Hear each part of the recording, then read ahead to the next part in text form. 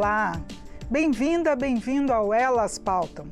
O Brasil enfrenta uma grande diversidade de desafios no que diz respeito à prevenção e à resposta a desastres naturais que afetam milhares de pessoas a cada ano.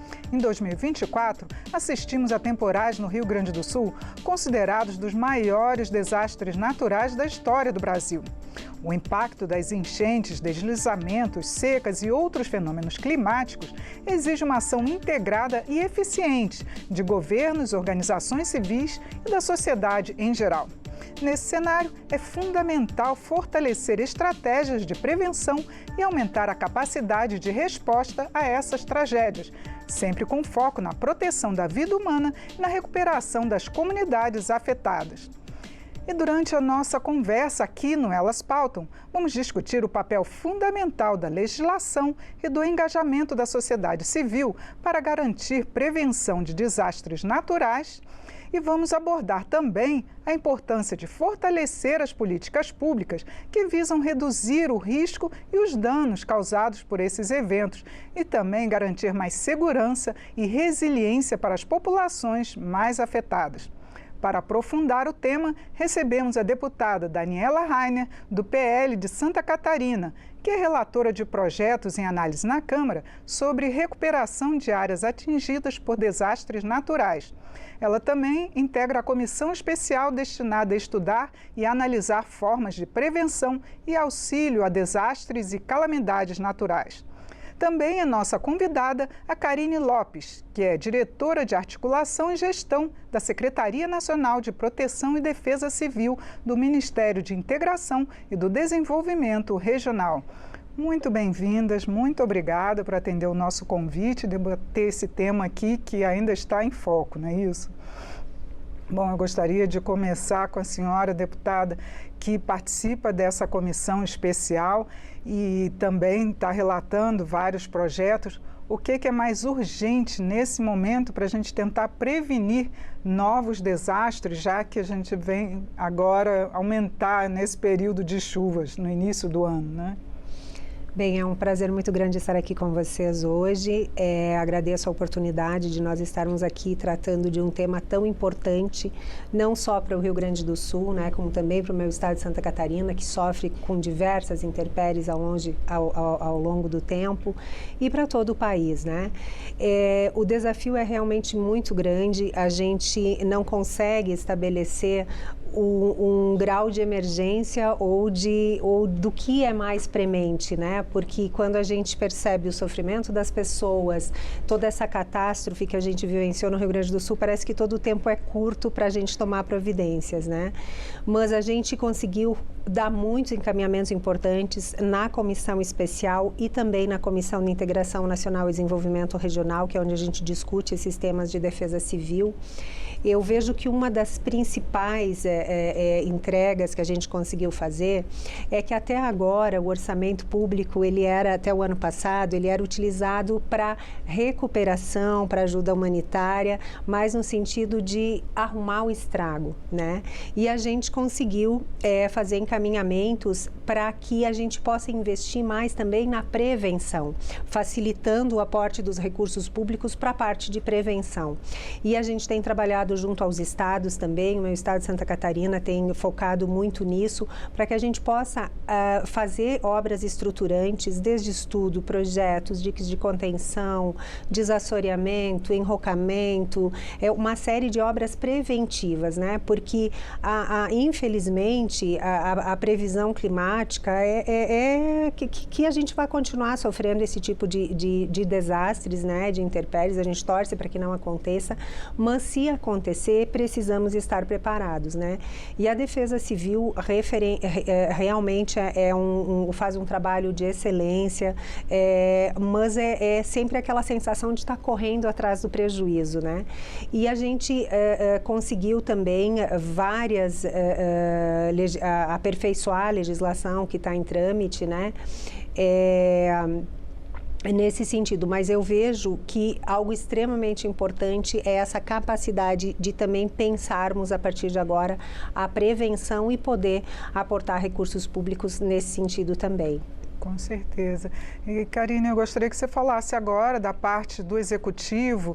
Primeiro, nós tivemos até uma resposta relativamente rápida até da população que se solidarizou no Brasil afora com esse desastre, as pessoas enviando materiais, recursos. O que pode ser feito de forma emergencial, digamos assim, para a gente prevenir, para evitar que esses desastres atinjam de uma forma tão violenta essas populações? Muito obrigada pela oportunidade, é um prazer estar conversando com vocês hoje aqui. Eu acho que a gente tem que lembrar, né, Defesa Civil no Brasil é um sistema, né, o Sistema Nacional de Proteção e Defesa Civil. E na sua fala, né, de abertura já traz, né, a importância da integração, né, desses atores e dessas ações para que de fato a gente diminua os riscos de desastres e torne as nossas cidades mais resilientes. Esse ano a gente teve, além do desastre no Rio Grande do Sul, tivemos também secas severas e incêndios tanto na Amazônia quanto na região do Pantanal, na região centro-oeste do Brasil. Resta evidente que a necessidade de se encarar, né, as mudanças climáticas e se investir na prevenção, na mitigação, né, e na preparação, né, para esses desastres. Há estudos, né, há estudos científicos e não podemos ignorar isso, como é fato, quais vão ser as consequências desse aquecimento. E o aquecimento global, ele vai, né, uma das consequências é termos, né, uma ocorrência maior desses desastres. Então, o governo federal, em parceria assim, com o Legislativo, e entendendo que esse ano foi um ano de vários avanços, onde tivemos projetos que garantiram recursos, né, até para, de fato, instituir o fundo, o FUNCAP, né? Era um fundo já criado desde 69, mas sem uma indicação de fonte de recurso. Então, essa parceria com o Legislativo é muito importante. A gente super agradece esse reconhecimento e entendemos também que essa pauta, né, está no programa, trazendo a importância dessa temática para a discussão nacional. O governo ele lançou também o PAC Prevenção, né? O PAC Prevenção ele traz novamente essa priorização na execução de obras preventivas de desastres, tanto obras de contenção de encostas quanto obras de contenção de cheias. Mas nós precisamos também atuar enquanto sistema, lembrando que precisamos sim da comunidade acadêmica e sim de trabalhar junto com as comunidades, junto com os municípios, para conseguir ampliar capacidades locais para estarmos, de fato, prevenindo os desastres e preparados para quando eles ocorrerem. Então, há necessidade tanto de ações na execução de obras, ações de infraestrutura, mas também ações de comunicação. Então, num programa como hoje, a gente está trazendo, né, esse diálogo, a gente coloca também esse assunto, a gestão de risco, na pauta da cidade, né, dos brasileiros. Então, há muito o que se fazer e entendo que a importância disso vai se dar nessas parcerias e no diálogo e na construção conjunta de soluções.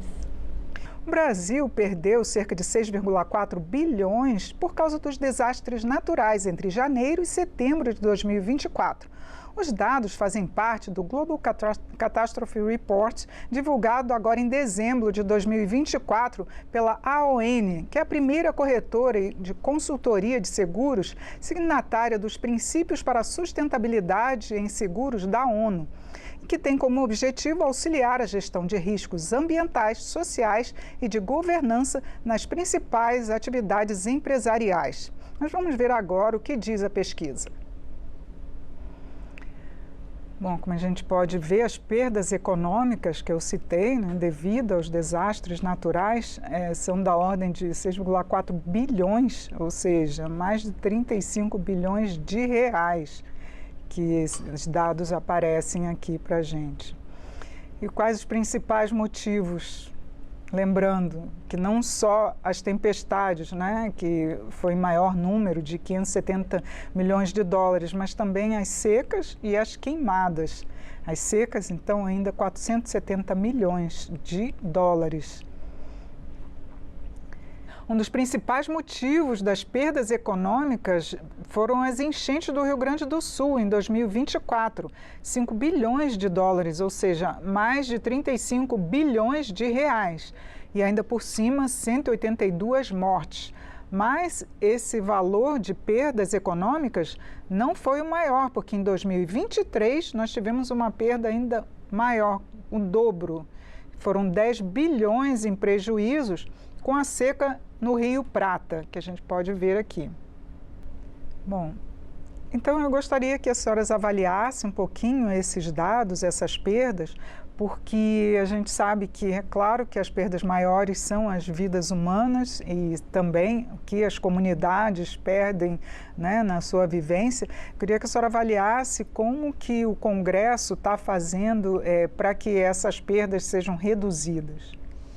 Realmente, a gente contabiliza, né, de uma forma mais solidária as perdas humanas, né? Mas o prejuízo econômico, ele também impacta na vida das pessoas, né? Muitas pessoas perdem o seu emprego, a sua fonte de renda e existe um prejuízo imediato, né?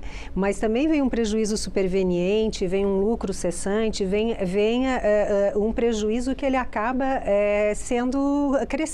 tendo um crescimento, né?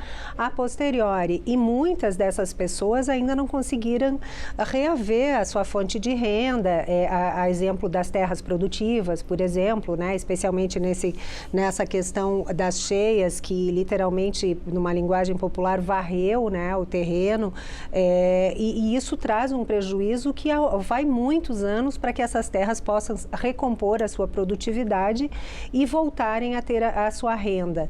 E isso é extremamente prejudicial, né, para o país. E é justamente com base nisso que a gente tem olhado muito para a questão da prevenção, de que formas a gente consegue fazer obras estruturantes para que os riscos sejam menores, né? A gente tem soluções mais evidentes na questão das cheias, né? Que são as barragens de contenção, o desassoreamento de rios, entre outras, mas tem a questão da seca, que tu falaste também, e que é muito mais preocupante porque o deslocamento de água, né? O abastecimento, o estoque, o armazenamento de água para a produção, para a lavoura, para os animais, é extremamente difícil de se fazer, né? Eu até costumo brincar que lá em Santa Catarina tem a serra que divide o litoral do restante do estado e as massas de ar acabam parando ali na serra e aí eu sempre digo que o nosso desafio é só fazer a água subir a serra, né? Mas fazendo, né, com perdão da comparação, mas é mais ou menos isso que muitas vezes a gente, para a gente ter uma ideia do nível do desafio, né? E aí a Karine falou uma coisa bastante importante de um projeto de lei que a gente conseguiu aprovar agora na Comissão de Integração Nacional e Desenvolvimento Regional, que é a questão de aportar recursos no FUNCAP, que até então o fundo estava ali, mas não tinha formas. Eu fui relatora desse projeto de lei e a gente conseguiu, a partir também, inspirados muito também nessa solidariedade do povo brasileiro, que a gente viu muito, né, no Rio Grande do Sul e em todo o país, do desejo das pessoas contribuírem, né? Então, nesse projeto de lei, a gente permite que seja abatido do imposto de renda das pessoas físicas as doações que elas fizerem para a constituição do FUNCAP, que é o Fundo de Reparação para Desastres e Prevenção em Defesa Civil, né? E além desse projeto de lei também, a gente, em relação ao imposto de renda, só para complementar, a gente conseguiu também uma prioridade na restituição do imposto de renda para pessoas que sofreram, né, algum tipo de dano com as intempéries. Conseguimos também um prazo de até 180 dias de carência no pagamento dos seus financiamentos, porque muitos bancos já fizeram isso, só que não tinha amparo legal para fazê-lo. Então, a gente, são muitas ações que vêm do voluntariado, que vêm do desejo das pessoas ajudarem, mas que não existe amparo legal. Então, a gente buscou na comissão, eu fiz várias relatorias para a gente tentar terminar isso durante esse ano ainda. Foi aprovado já? Foram aprovadas, esses 3 foram aprovados. Tem outro projeto de lei também que proíbe o contingenciamento, tem um outro que também facilita no sentido de que a partir do momento em que é decretado, né, a calamidade ou emergência, as prefeituras, que é quem está em loco realmente para ajudar as pessoas, que é a ponta, né, elas possam ser ressarcidas a posteriori pela Defesa Civil a partir do momento em que for declarada a emergência, né? Porque quando o auxílio chega com prejuízo, e a gente sabe das dificuldades burocráticas que se tem também, a Defesa Civil não pode simplesmente sair liberando geral, existe uma série de trâmites, então todo esse processo facilita, porque às vezes, se o recurso não chega no momento adequado, não chega em tempo, ele acaba trazendo mais prejuízos e até a continuidade, né, daquele desastre, porque não tem meios para conter, né? Para fazer cessar. Então, a gente buscou aprovar o máximo de leis possíveis nesse sentido também, que regulamenta e que propicia, né, aos bancos, às instituições de crédito, ao próprio governo, lançar a mão de mais recursos legais para que possa fazer esse socorro com a maior premência de tempo possível. Sim, agora, Karine, eu gostaria que você falasse um pouco de como está sendo tratada a Defesa Civil, não só em termos de Executivo Federal, mas em termos do Brasil, nos estados, porque sempre houve uma reclamação da dificuldade dos recursos chegarem para a Defesa Civil, até mesmo para a prevenção, né? Agora, depois desses desastres, né, está sendo dado mais uma prioridade, mas eu queria que a senhora fizesse uma pequena análise de o que mudou e o que pode ainda mudar. A temática, né, a gestão de riscos de desastre é uma temática que entrou na pauta do governo, né? Então, a Secretaria ela está finalizando agora esse mês o primeiro Plano Nacional de Proteção e Defesa Civil. Esse Plano Nacional ele traz os 5 eixos de atuação, então traz ações, diretrizes, objetivos, metas e indicadores nos 5 eixos de atuação em proteção e defesa civil, na prevenção, na mitigação, na preparação, na resposta e na recuperação. Nosso objetivo com esse plano é, de fato, ter metas mensuráveis para acompanhar, né, nos próximos 10 anos, a evolução da gestão de riscos e de desastres no Brasil. E está sendo acompanhado pelos estados e municípios? Sim, os estados e os municípios, sociedade civil, movimentos sociais e comunidade acadêmica apoiaram a gente na elaboração desse primeiro plano nacional. O plano ele já foi aprovado tecnicamente, foi uma parceria da Secretaria Nacional de Defesa Civil com o PNUD, e nós fizemos junto com um consórcio de universidades liderados pela PUC do Rio de Janeiro. O plano ele vai ser instituído por meio de um decreto do presidente. Esse decreto já foi aprovado tecnicamente, também pela consultoria jurídica do Ministério, e estamos na finalização com a Casa Civil para publicação desse plano. É o primeiro Plano Nacional de Proteção e Defesa Civil e é um marco para a nossa política, porque de fato demonstra que estamos alcançando um outro nível de maturidade. Então, esse é um avanço muito importante que, de fato, é o governo demonstrando a prioridade. Ele, inclusive, foi aprovado aqui, né, no Congresso primeiro e agora está sendo posto em prática. Né? Ele foi, é uma exigência legal, sim, o plano é uma exigência legal. A gente tem, por lei, até junho do ano que vem, mas nós conseguimos ajustar o nosso cronograma para ter uma entrega antecipada, sensibilizados pela essa situação que temos que dar uma resposta à sociedade. Então, foi uma construção técnica e coletiva muito interessante, e a gente entende que esse é uma das entregas da nossa política nacional.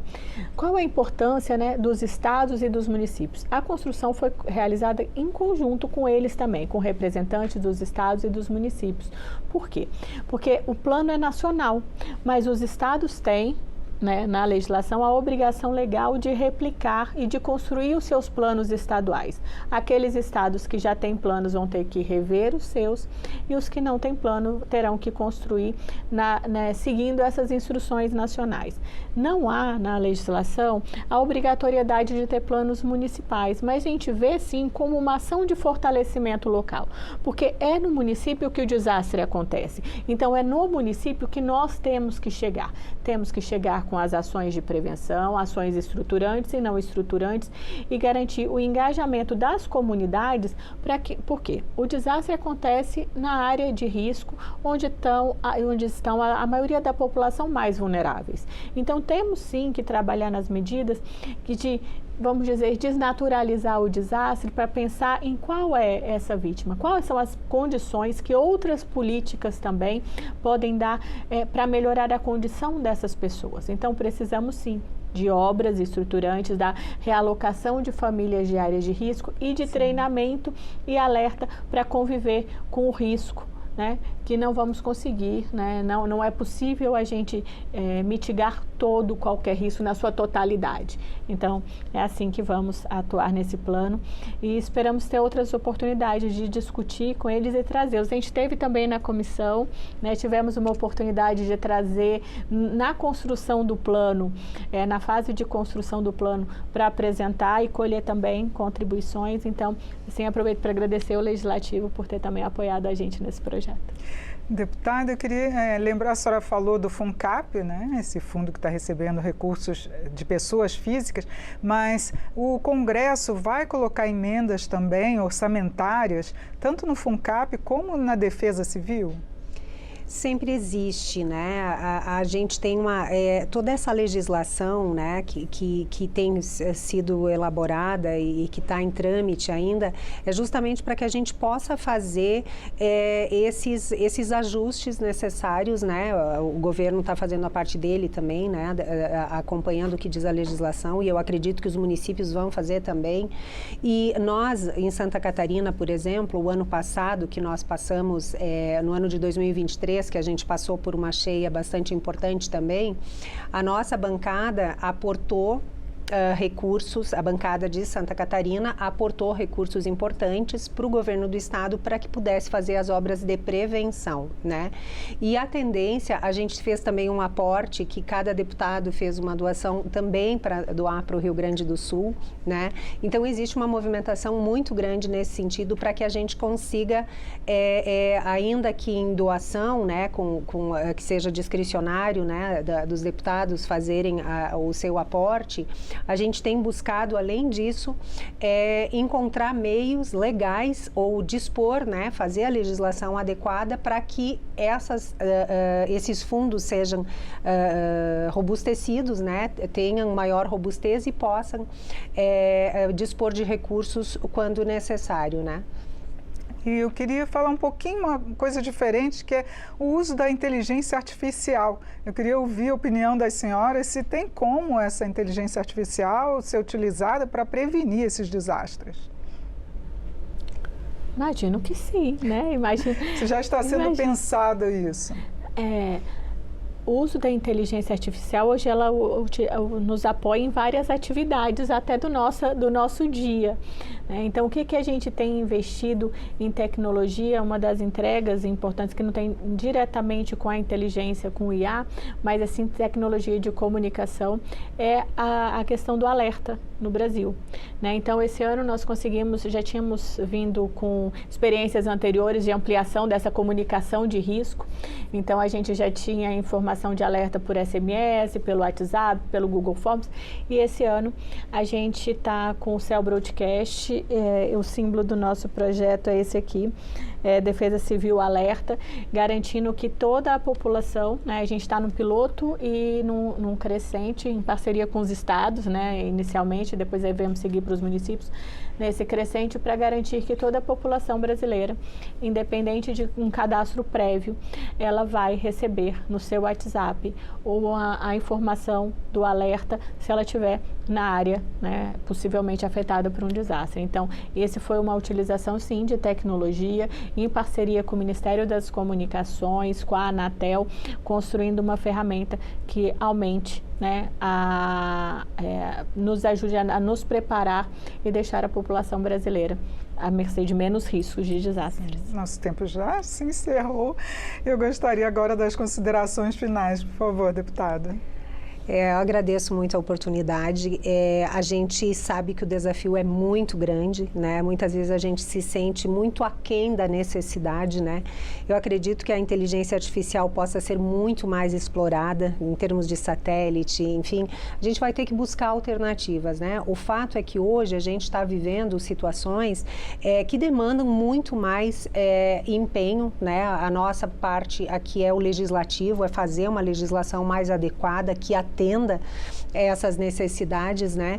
E a gente espera, né, que os governos possam desenvolver ferramentas mais eficientes e importante também que as pessoas participem desse processo e se habilitem, se saibam o que fazer diante daquelas situações de desastre, porque o tempo de ação é muito pequeno, né? E a gente tem buscado investir, fomentar também para que as pessoas consigam saber o que fazer no momento de necessidade. Diretora Karine. Quero agradecer a oportunidade e dizer que não há soluções fáceis para problemas complexos e a cooperação e o diálogo, né, e esse assunto está na nossa pauta, vai fazer com que nós consigamos mudar a nossa realidade local e ter, sim, cidades mais resilientes e uma comunidade mais resiliente. Obrigada.